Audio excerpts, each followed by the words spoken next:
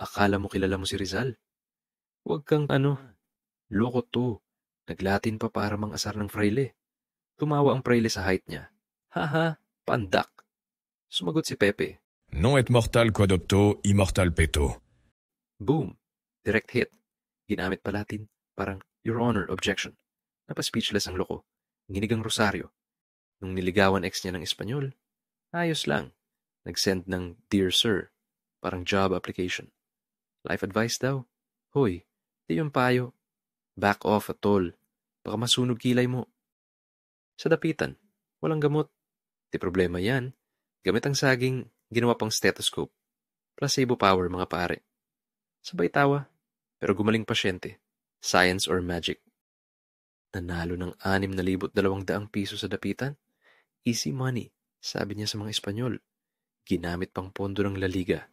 Ginutom ang kalaban. Sarap ng huling tawa. Sinunog nila El Fili? Di yung problema. Umuusok ang libro. Pero lalo sumiklab. Bawal basahin. Di nila alam. Patago ng kumakalat. Parang meme ngayon.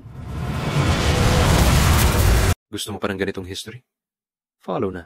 Huwag kang torpe. At kung feeling mo astig ka, tag mo yung friend mong tulad ng Praile.